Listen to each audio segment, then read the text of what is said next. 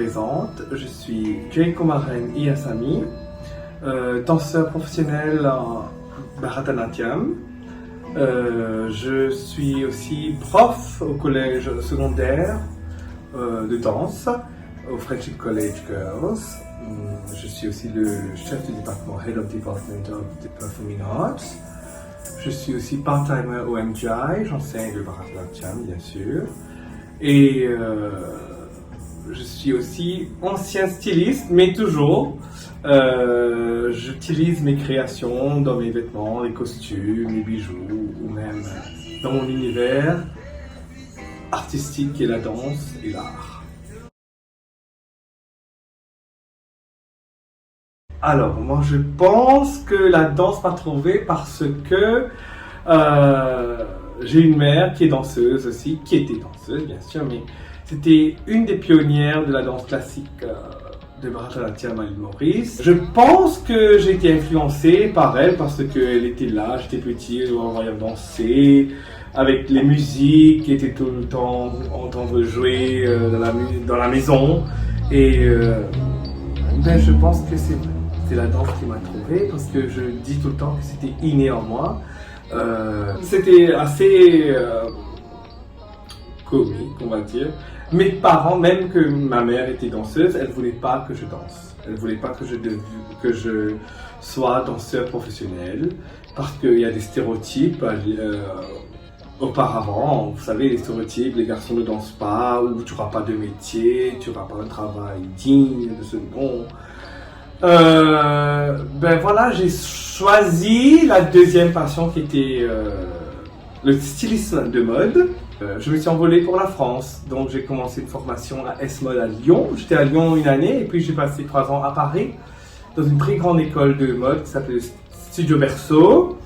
Et là, en France, j'ai aussi redécouvert ma passion pour la danse. Et là, j'ai commencé à faire la danse c'est-à-dire c'était que pour le fun. Et c'était pour assouvir mon envie, pour moi, personnelle. Et tout en continuant ma formation en styliste que j'adorais aussi, bien sûr. Quand j'ai terminé mes études en France. Et j'ai rencontré Anna Paten qui était une amie d'enfance. En fait, quand j'étais petit, on était très très proches au fait. Et je savais qu'elle dansait toujours. J'étais tout le temps en admiration envers elle parce que c'est une grande dame de la danse à l'île Maurice. Je pense que tout le monde connaît Anna Paten. Et Sandy Bemji, qui est un très grand ami aussi. Et là, j'ai commencé à les fréquenter, à aller à leur école de danse. J'apprenais avec eux, bien sûr, le kathak. Et puis, je faisais aussi mon Bharatanatyam, ce que j'ai appris. Mais en voyant que j'avais une envie d'apprendre et aussi un talent caché qui était inné, qui sortait, elle me dit que tu glows quand tu danses, tout ça.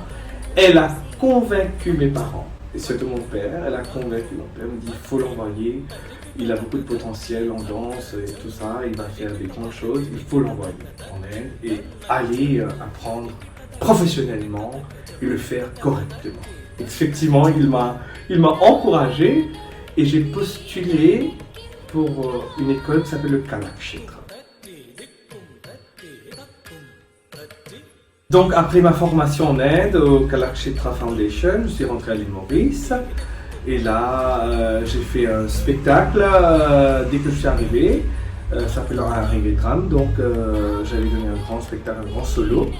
Et là c'est de là que les gens du milieu artistique ont commencé à me connaître, mais bien sûr Anna Paten et Sandy Bemji étaient là et on a commencé à faire des spectacles ensemble. Donc eux surtout ils m'ont donné beaucoup d'opportunités et j'ai commencé à faire des spectacles avec le MGI et le Indira Gandhi Center. Je continue à faire beaucoup de spectacles pour les socio-culturels groupes comme le Washington Cultural Center Trust, tout ça, et j'ai participé à tous les grands spectacles nationaux, on va dire, pour l'indépendance de l'île Maurice, les spectacles du Mahashivratri, le Kavadi.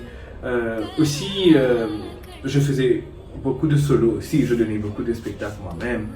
Et maintenant, vu que la situation avec la pandémie, tout a changé un peu, on va dire. En fait, ça a beaucoup changé même. Il y a moins de spectacles, il y a quasiment même pas. Mais maintenant, ce qu'on fait, c'est des spectacles sur les réseaux sociaux. Le Facebook, le YouTube.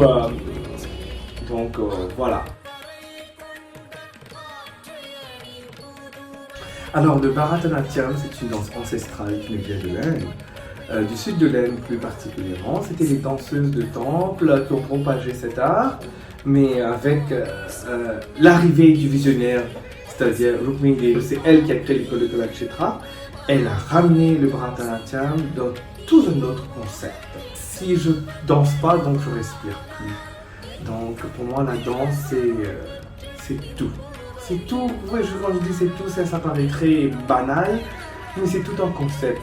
C'est un art de vie, c'est un art de parler, c'est un art de geste, c'est tout. C'est un art, mais c'est un art de tout qui englobe ma vie à moi personnellement. Le monde culturel est en deuil en ce moment à cause du pandémie.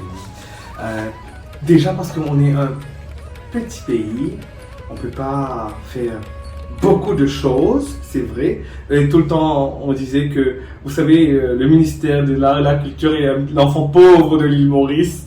Mais quand même, ils essayent de faire un travail. Mais c'est assez difficile.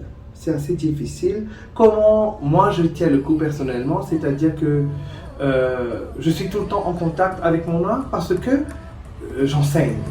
Donc j'enseigne les élèves de la secondaire et même tertiaire au MGI. Donc là, on est en période d'examen par exemple. Donc je suis tout le temps en contact avec mon art. Et aussi, moi j'ai de la chance, je participe à beaucoup de programmes socioculturels. On doit comme si faire avec les moyens du bord. Et pour le moment, là, les moyens du bord qui est très successful, c'est les réseaux sociaux. On le fait contre notre gré, mais on le fait quand même juste pour pouvoir être en contact avec son art soi-même. Donc j'encourage tout le monde, les jeunes, les garçons surtout, je vous en supplie, venez apprendre. Et en plus, vous ne savez pas quelle chance vous avez à l'île Maurice. Vous êtes en train d'avoir cet art qui est gratuit dans les écoles, en secondaire, et on vous offre cet art au niveau tertiaire à la NGI par exemple, ou à la fin de vos études, vous avez un certificat qui est reconnu à l'île Maurice et qui est professionnel aussi, mais en même temps, vous allez apprendre quelque chose d'extraordinaire. J'encourage tout le monde, tout le temps, les parents, tous les enfants doivent être en contact avec un sujet artistique, que ce soit la danse, la musique, l'art, la peinture, la poterie. On n'a pas qu'une seule intelligence académique. Il y a aussi, je crois qu'il y a 7 genres d'intelligence, 7 types of intelligence, et une d'elles, c'est l'intelligence artistique. C'est très très important pour l'évolution de l'être humain, pour la société et pour tout le monde, je pense, pour être heureux, tout simplement.